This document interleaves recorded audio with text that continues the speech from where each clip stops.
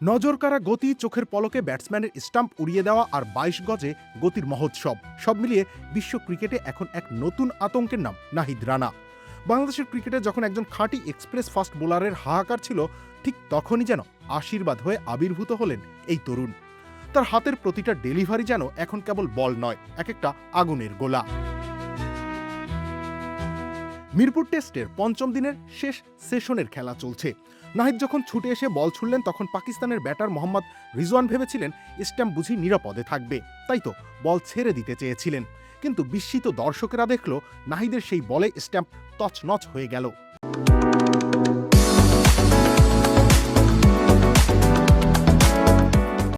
এই বলটাই যেন জানিয়ে দেয় নাহিদের ২০২৬ সালটা কেমন যাচ্ছে।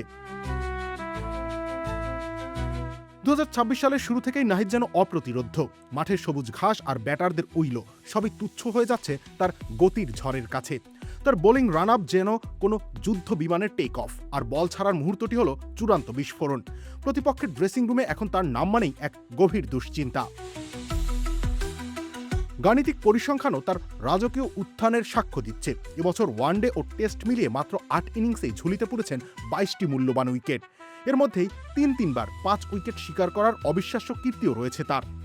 ১৯.২২ গড়ে নেওয়া এই উইকেটগুলো তাকে বর্তমানে বাংলাদেশের আন্তর্জাতিক ক্রিকেটের শীর্ষ উইকেট শিকারীতে পরিণত করেছে।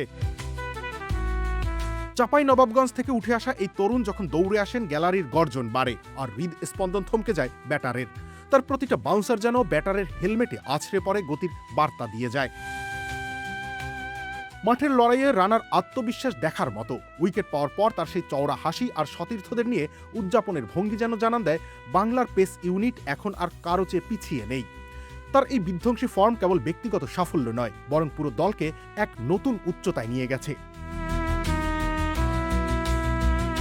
রবিউল ইসলাম রনি, খেলা ৭১।